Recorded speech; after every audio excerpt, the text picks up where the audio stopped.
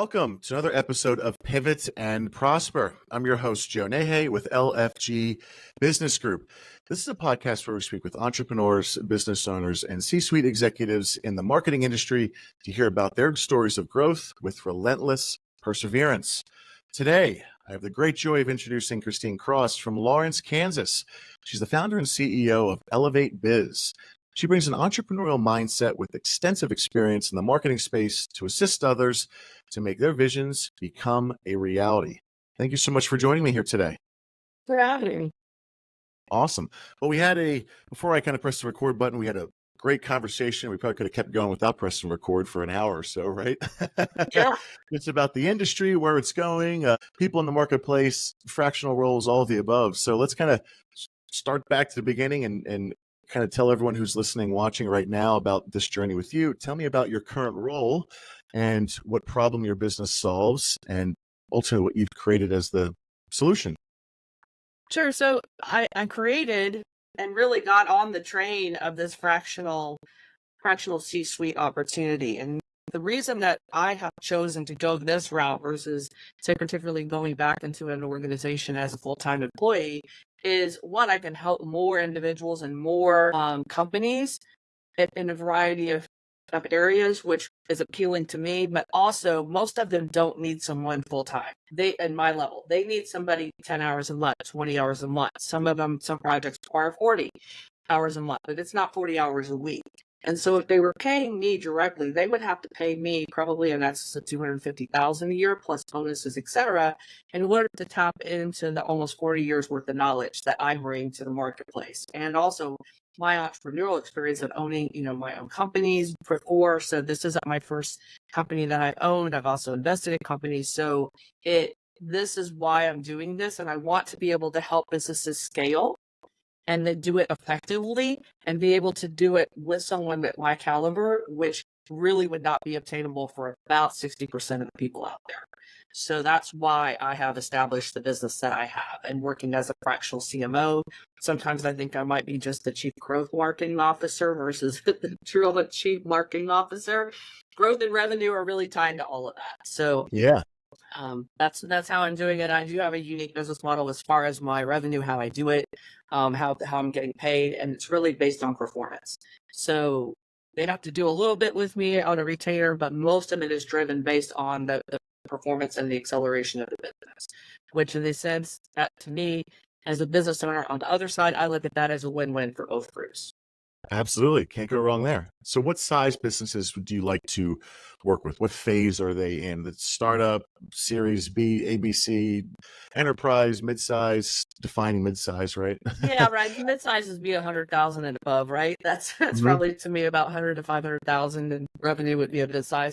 I like that space. I love working with brand new startups, but it's rough when there's no funding and we're bootstrapping it from the absolute ground. Like it's very difficult. I can come in and do some consulting with that side, however, on a hourly basis and get them set up in the right ways, and then monitor that on an ongoing basis because it's fun to watch businesses grow and people succeed. That's one of the things that intrinsically makes me happy. It's great to make a ton of money. I mean, everybody likes to make money, and you have to make money to survive in this world. But really, in the end, you have to ask yourself, what is it you're really wanting to achieve? What is your passion? And my passion is really to help other people, and that's been defined for years. Different people that I've either worked with, mentored me, etc., have all said, look, this is what your thing is. Like, you want to help people, you're a good communicator, you have the visionary ideas and how you go about bringing the right structure, and that is something that's just a gift. So you can't get an MBA and have the experience that I have. Like, it's just not possible. Like, you just can't. There's just too many pieces that I agree to the party that it would take 20, 30 years for people to get. Totally get it. This reminds me of a funny story that my mentor told me. He goes, Pablo Picasso was walking down the street. One of his biggest fans said, "Oh my gosh, Pablo, hey, can you draw me something for like 30 seconds in the back of this napkin?" He says, "Absolutely, no problem." Draws on the back of the napkin, hands it over and says, "That'll be $1 million." She goes, $1 million? It took you 30 seconds to do that. He said, "But it took me 30 years to be creative to make that happen." Yeah, no, that's so true, right? That's a great analogy. Can I steal that? Most certainly can. Most certainly can. It's being handed down. Thank you. That's just a really great way to put it. Yeah. So that's what I'm doing. That's my role, and that's why I'm doing it. There, there are a lot of people who want to do other things when they say they're the CMO. But I'm really there to help their vision grow and accelerate it. And I hate to say I put my money where my mouth is, but I put my paycheck in the space to make Yeah. sure that it's going to happen. And I think too, as and even in my corporate life, but even seeing now too, working with businesses as the CMO, the marketing leader of that business.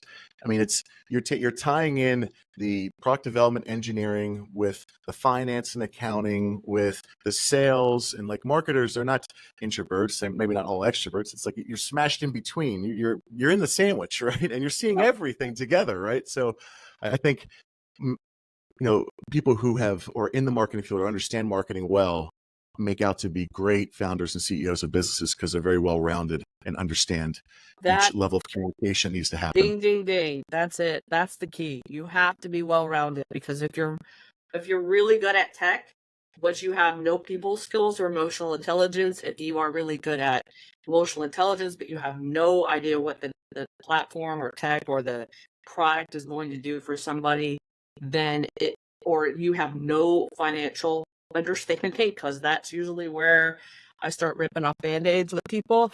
Mm-hmm. It's tough. So the best CEOs and leaders I find are the ones that have you don't have to be an expert in all the spaces. You just have to have enough knowledge to know when the right things can happen and plug the right people in. That's right. Couldn't agree more. Couldn't agree more. So piggybacking off of that, what would you say has been the biggest surprise while operating as a business owner in the last 6 months, 12 months, let's say? And if you were to prepare for that differently the next time, what would you do? Well, I'm not sure that any of us can be truly prepared for what we've been going through for the last 6 months. This is, Right. if I did, I would be worth billions of dollars.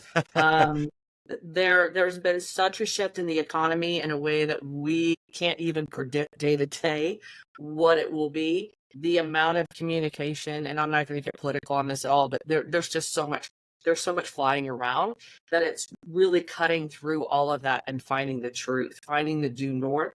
And sometimes we just have, I think, for me, that's been a challenge, because I'm getting people who are like, well, I'm going to hold off and wait till after the election, or I'm going to wait and do this later, or we're going to have to pull back and we're going to have to remove, AI has changed and I now can take 10 people off my payroll, or those kinds of things. And it's been a lot of like, whoa, slow down, take some time, look at it. And I think if I had to do it differently, I think that's the first conversation out of the gate I would have had with any client that new client I've been working with the last 6 months is, hey, we got to slow it down enough to be able to really make the strategic decisions. And I'm not saying grind it to a halt, but I'm saying slow it down long enough, because they're working, a lot of these folks, I mean, in general, that they have such rigid goals and such things that they have to get done, and they want to get done, and they're driven. You could be driving right off the cliff at that point if you're not careful.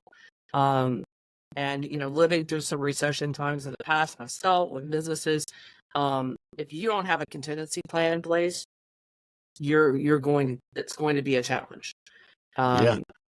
And that's a big Expect the piece for me. unexpected, right? There's always going to be something ahead. That was the biggest one for me. I thought, oh, this is fantastic. Week after week, it's going up. And then all of a sudden a hurdle happens, and okay, well, there's going to be another hurdle. There's going to be another dip in the road, another traffic accidents, whatever you want to call it, right? The weather, who knows? So as long as I know that something's going to happen, I don't know what or when, but if I'm prepared for when something happens, and I can mitigate accordingly without having And to. Joe, one of the things I see is that people, this is human nature. They tend to take all of this stuff in, or they're not taking it, and then it becomes paralyzing to them. Or they're the opposite of that. They know nothing and they're going headlong into something. And I don't know. I think the headlong into something kind of at times might be a better way to go about it, because if you're at least continuing to move forward and do something versus be paralyzed because of economic situations or resources or things need to change technology wise, then you're going to be well behind the curve. Like so that's one thing that you have to kind of be a fearless entrepreneur at this point in the world. And I mean, when I mean fearless, I mean fearless. Like you got to be willing to go get it. And also have, like people need to, the CEOs, and the C-suite are the leaders, and they're not the person that's going to go behind the curtain and hope that the puppets all do their part. They can pull the strings from behind the curtain. They have to be front and center these days. There's just no way. They are the brand. They are the voice of the brand. They have the vision. Or otherwise they wouldn't have started the business. And I think that is something that I spend a lot of time working with people saying, hey, we got to get you back out front. And here's why. And here's why you have to be here. And here's your messaging. Is this on point for what you think it needs to be? And a lot of them don't even have a 30-second, like, here's what I do. Yeah. So I deal with that all the time, right? Just unclear messaging and understanding what the value proposition is, or what problem are they solving? It's very foggy, and when it could all be cleared up in, geez, one sentence worth of description, right? And then anyone can understand. But it's amazing that I see as well, of companies who go in and it's just, it's the default. Seems like ChatGPT. Create me a mission statement, and it's some good long Lord, yeah, we'll 5 talk about sentence that. thing that doesn't make any sense, right? But kind of pivoting off of that, how do you think technology is reshaping the way we understand and reach our audiences today compared to 5 years ago? And obviously AI is a big response in there, but maybe that's a piece of it. But let's kind of discuss that topic. Sure. So AI is a huge piece of this. And whether you like AI or not, you're going to have to embrace it because it is part of the puzzle. And what I see is I actually had to dive in and take a master class by another company that's putting this information out in a really great way for marketers, and just dive in head first because I'm coming from the old school kind of way of doing things. I've evolved over the years and understanding everything along the way. But with this AI stuff did a couple years ago, this just didn't happen a year ago. This is happening 3 years ago. When it's really come to the forefront with the explosion of ChatGPT and Gemini and all those things that are out there, that there's ways for it to be very well used within the businesses. Especially on, I call it the mundane task things, like we talk about developing the workflows and running those workflows. And then also knowing like the segmentation and where and the targeting of the actual demographic and learning about the demographic. There's AI software out there right now that can, from a consumer standpoint, can tell you exactly where they live, what they make, what they're interested in. I mean, it goes way down the rabbit hole. And let me tell you what, if you can, as a marketer, and have that information at your fingertips because of AI, you're going to be probably 2 to 3 years ahead of your competition because you're constantly monitoring the changes. Yeah. And, I've seen it. There was an example of a brand that when I was working with this particular AI software that showed me, and it's called Social Signal. AI, the stuff. So I'm not going to plug him too much, but his software is fantastic. And we showed that the client that they could 60% of where they were focusing and spending their money needed to be shifted to a different demographic. And guess what happened? It immediately had a huge impact. And the CEO was like, oh my gosh, this was like a game changer. And she's been doing that particular business. It's a consumer business that deals with like food and recipes and that kind of stuff, which has been really popular for years. And she's been doing this for probably 20 years and thought her demographic would be someone my age or older. And really it was the young mom, housewife, like person or young professional that had a nice income that was wanting to spend the money on those ideas and products. So again, these are the changes that are out there, and being able to embrace that, it doesn't necessarily replace a lot of people because there's a human element to all of this, but at the same time, it can really, I think, increases efficiencies. You've got to be able to, as a CMO, for example, that's my job to take a look at that data and to say, hey, is this on point? Where are we with this? And then working with the team, like, for example, a data analyst saying, okay, I need you to put this through this other lens. And is this the right information? I think that's how we analyze, that's how we use AI a lot better. And because we have to train AI to understand our brand voice, our value prop, all of that has to be programmed into the AI in order for it to spit out the right information. So it's Yeah. just like having an employee, but it's just a different type of employee. Agreed. Agreed. Yeah, I think even just again going off of that, there you said the exact same thing. That's the demographics huge. Even more important now, the psychographics and the behavioral details behind these folks that are looking at whether it be a product or services, right? And Where they what? shop, how they shop, how much Yeah, time they yeah. spend doing it. Like it's all Yeah, I there. remember when like Google Google Analytics 4 came out. It's like, oh wow, look at all the extra stuff in here. That's like nothing compared to these new levels of AI of finding out the where people are diving through the conversions of your site, what type of people, where are they at, what time of day, all the above, and you can do A/B tests until you're blue in the face to really find out what super hyper targeted type of person you should be focusing on, right? And what does that do? Well, That's increase where your conversions, makes messaging, more and you money. use the AI to also help you hone down your messaging because it can pull various, I mean, and maybe develop your social media. Those kinds of things are very repetitive tasks. But once the brand has established its voice and it's established its messaging and it's been tested against those demographics and psychographics, then you put all of those things in place and it can be automated. And it delivers at the right time. We're never gonna maybe AI will help us figure out. I call it Google, which is Google and Yahoo. But we can I like that. figure out that those algorithms, which we never will because they're constantly changing, but we need to learn how to adapt and work within them. Hmm. So that is where the real expense comes when you're running ads and bringing on a social media manager that's actually like doing the implementation every day.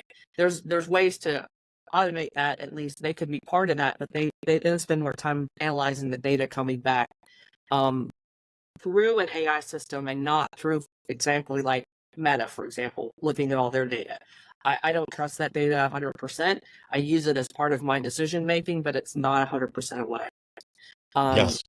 and that's why it'll never replace probably the human, because there will have to be a human oversight at some point, but it's certainly the way to increase efficiencies and be more agile and be able to turn that campaign around in a much shorter time than, because it used to be that it would take 6 months to a year if you had to completely switch out a campaign. Hmm. And now Completely we can agree. do it literally we can do it in a matter of days. Yeah.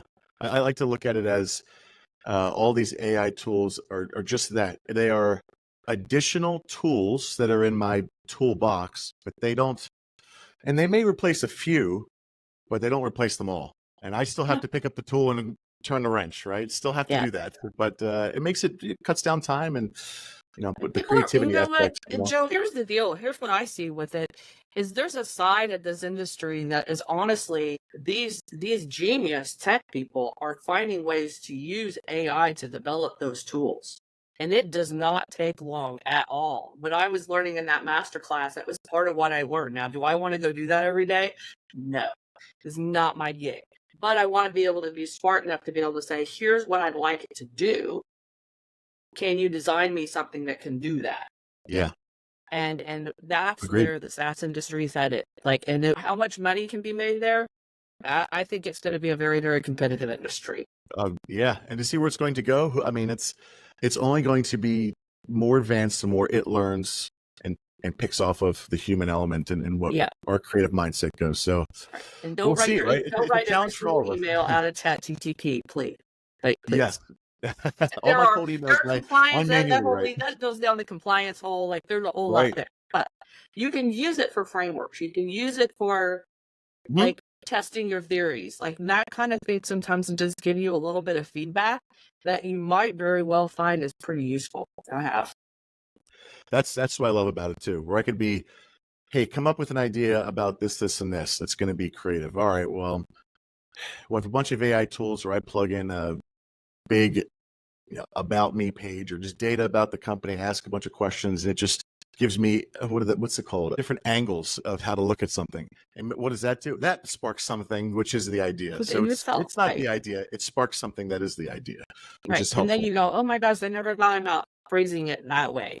Yes, Or yes, this yes. is much more concise. We as humans tend to be not concise when we write. Mhm. Attention spans are down to very, very limited amounts of time. It's nanoseconds at times.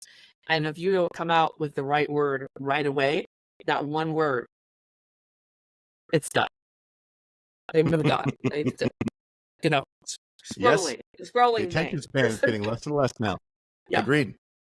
So Now, I going think the off tools of are there, and I think we have to embrace them whether we like it or not. yeah, or they're going to walk all over us. You Yep. know, it's time saving activities, right? That I think, a good emphasize that. analogy is that from the Ricky Bobby movie, if you're not first, you're last. So Yeah. This is true. it This is seems like a true. basic concept, but that's true. You don't want to be left behind. You don't want to be the blockbuster, right? No, That's no, that didn't take no, no, advantage. no, don't hang on. We talked about that. Yeah. So before again, another thing we talked about before I pressed record was another reason why I love having these podcasts is the educational component behind it as well too. I'm big on motivation, whether it be self-help books or just entrepreneurial journey books or these books in marketing or storytelling, you name it, right? I got a whole bunch back here that are yes props. I do Audible. I listen to them, so these haven't really been opened. They're just there as a prop, right? But I have listened to them.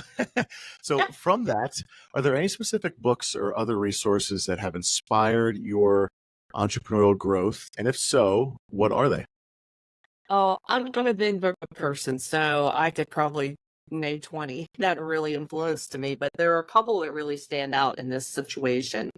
And one of them is The Lean Startup, is the name of the book, The Lean Startup by Eric Ries, Ries. And in that book, he really talks about, he breaks it down. What's it going to take? How's it going to take? How long is it going to take? What your expectations need to be set at? And for an entrepreneur, especially a startup, and you're thinking, I've got this great idea or this great product, and I have no idea how to get it to the marketplace, that's a great book to start with. And it's one that I often share with young or even just when I say young entrepreneurs, I mean people in the journey, not necessarily their age. Because I have clients that are well into their 50s, just pivoting and developing new products or whatever. So, and I have 20-year-olds. So it's again, it's just a really good base book for understanding. And there's always this the Good to Great, right? Good to Great by Jim Collins is still one of the best books ever written as far as business is concerned. The strategy hasn't changed. Technology's changed, but in the end, the strategies are very similar or have adapted just slightly. And so again, I think sometimes we go out chasing the shiny, thinking that that's going to change the world, but yet at the same time, basic foundational things are going to serve you best. At least that's my opinion, my point of view, and it's been my experience that it takes maybe a little longer to achieve that ultimate goal, but it's not that much because when you get there, you have a really good foundation. It's not built on sand and no concrete where it's going to be washed out from underneath you. So those two I really love. And then my personal favorite is You Are a Badass.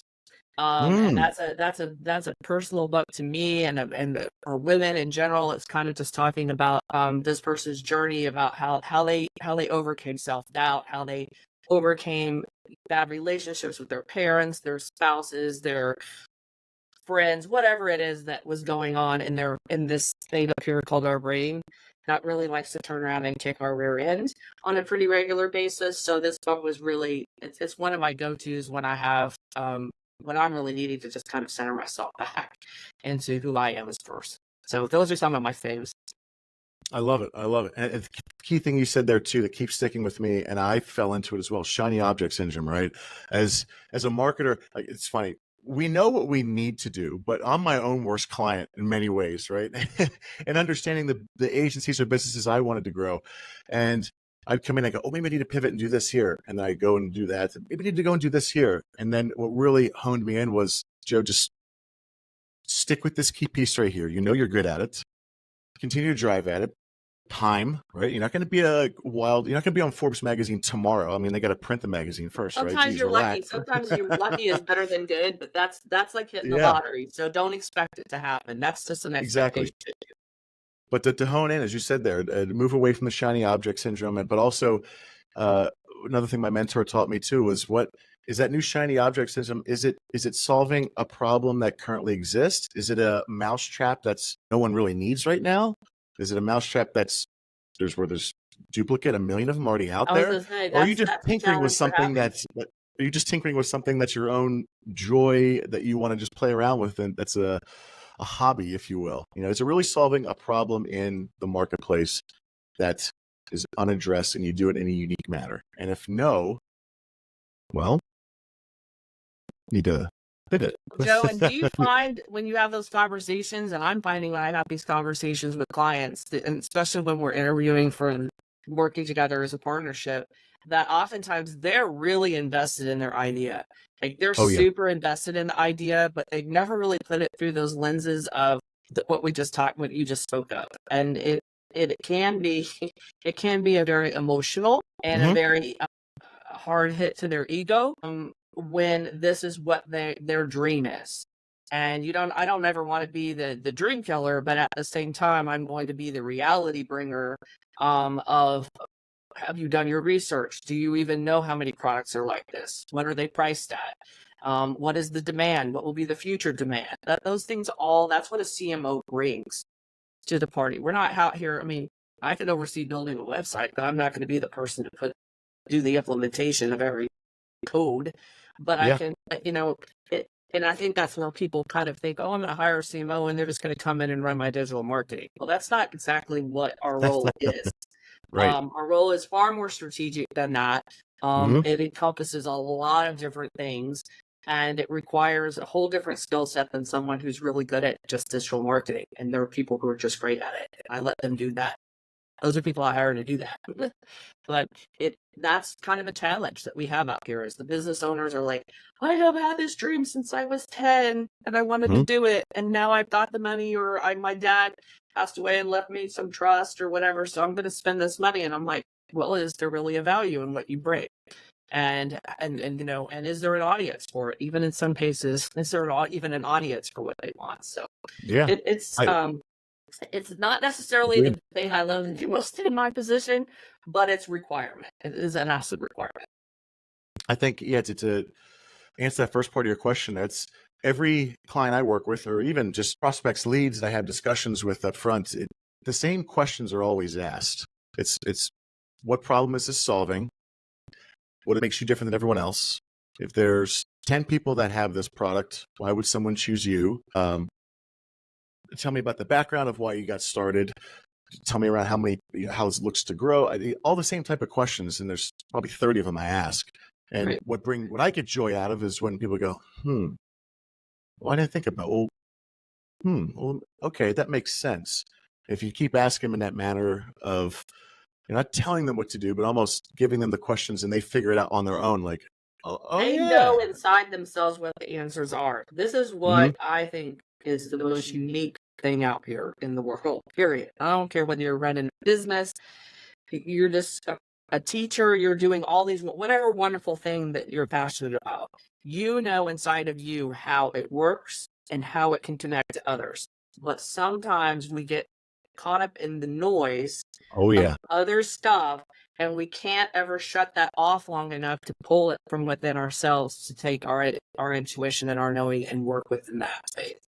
And that sounds a little woo woo in some ways, but to be honest with you, Very it's true. what it is. Like Very true. if you don't have the belief and the drive and understanding within yourself, and you're sitting there with a little like, oh, I've seen people making money with this, so I'm going to go do this. That's never going to be successful. Hmm. I mean, it's just right. I call it riding the train when the train's already left the station. So, Yeah. Yeah. so that's a really big piece of, working with clients is honestly sometimes just helping them get within themselves and say, okay, here's the 3 things that really matter to me the most. And here's why, and here's how it's going to matter to other people.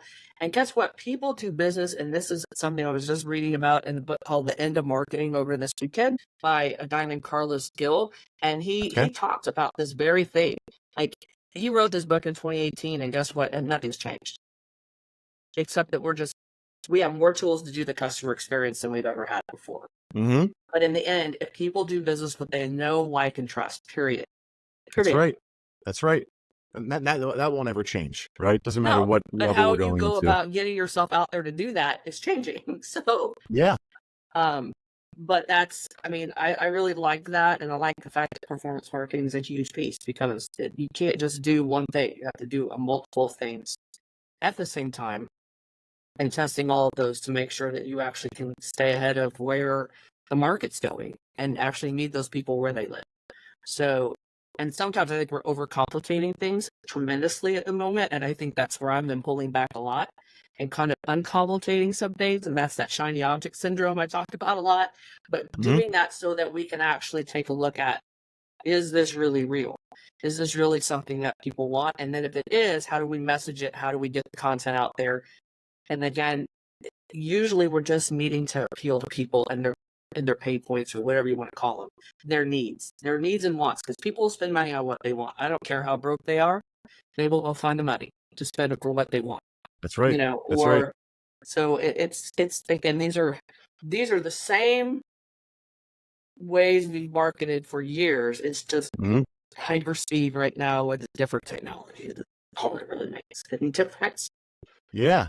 So as we kind of wrap up here with the last two questions and kind of feeding off of what we were just talking about, do you have any predictions in the future for the industry? Obviously, AI is going to keep advancing, and we talked about virtual reality and all that stuff, right? But how do you plan on staying ahead of the curve as a not only business owner, but in fractional CMO and helping in the marketing field, and understanding marketing and reaching customers and clients? How do you plan to stay ahead of the curve in your business? I have to be an optimal learner. I've got to be a never-ending learner. I've got to be able to go out and spend as much time in my business working with my clients, but I've also got to spend time developing myself and developing my knowledge base and continuing to test and learn from other individuals as well. I think partnerships are really the future. I don't believe that you have to go out and reinvent the wheel. I think that there are great people that I can tap into as a CMO that have great knowledge and have tested and proven ways to go to market that I would use in a minute. And I think that is where things are different and how I'm doing things differently. Where before it was like, okay, I have to be in control of all this. I have to know every single process. It has to have already been proven. And I have to hire people internally to be able to do that. That is completely a different game these days. And that's where trying just to stay ahead and devote time to that every week. Yes. Have those conversations, attend those webinars, and we all have this thing called our human brain and our intelligence, and we know when it's right and when it's wrong. So you can sit on something for 10 minutes and it might be great, and you might want an hour of it. And sometimes you might sit on it for 3 minutes and say, I'm out. And that's okay. But you got to be able to at least go do something with that every week. So that's how I stay ahead of the curve, especially as when you have more knowledge and you have extensive experience, you tend to fall back to the things that make you comfortable. And I think you have to get uncomfortable sometimes in order to grow. Couldn't agree more. The education component is massive. It's going to keep evolving, and as long as we continue to educate ourselves, and we can provide the proper resources to the people that are paying us to do the marketing for them, right? Yep. Otherwise, we're going to fall behind, right? Otherwise, you're not in business. That's right. Now, the final question here, which is arguably one of my favorites and one I write down in my book and from everyone I talk to look back and just really just think about, is what piece of advice would you give to a young entrepreneur today? Maybe it's you 20 years ago, who knows, right? As they're looking and then saying, I want to get started as a business owner and I've got a bunch of ideas, et cetera. What would be your one piece of advice to them? Oh, besides run? I was just a humor. Oh, no, really, honestly, write your dreams down. Write them down. Oh, yeah. Write them down. And then put the pros and cons to those dreams. And then also put a line that says, is this for the greater good of all people? And if you could put those through those check boxes and those lenses, that's a great place to start to find who it is, what it is you want to do. And then I'll be honest with you, this is a rough industry. Starting a business is not easy. It is highly rewarding when it works, but you're going to have days that are not great. And I would use the word suck, actually. And it might happen for more than one day at a time. And you may have wins and losses, but here's my piece of advice. One thing, don't give up. If this is really what you want to do, don't give up. Because once you give up, it's over. That's right. It's game over. That's right. You believe in So yourself. if you're a leader, you cannot give up. But you can also say, I don't want to do this anymore. I want to do this, and that's okay. I totally agree with all of that there. I'm a big advocate for, I say the same thing too as well. Writing something down in your own handwriting in a good book with a good pen that you have handy is, I think, psychologically far more valuable than just writing a note in Slack or ClickUp or something like that. And something you can just easily just backspace and delete, right? But what's written down in a good pen in a good From book. here to here to here. Yeah. And it becomes, and that's the reality of it. You have actually said, I put my flag on this. Yep. And it feels even sweeter when I can take that task or milestone and cross it off. Like with my own hand and with that same pen. It feels so good, which is great. So yeah, excellent. That's my advice. Yeah, I love it. I love it. I love every bit of it here. So I'm excited to, when this goes live, and to share this entire journey conversation with everyone else. I really thank you for your time and speaking with me here today. Christine, again, this has been fantastic. And I look forward to sharing more with you and talking to you in the future about the industry and continue our conversation another time. Anytime, Joe. It's a pleasure. And I'm just, this is good. I've done a couple podcasts. This is probably the best one I've done so far with the right content. Well, I appreciate that. I'll send you an invoice. I'll make sure to pay that $20 for saying that compliment. Give me my $5 card. That doesn't even get it anymore, right? Right. All right. Thanks again, everyone. Thank you so much for listening. Thanks.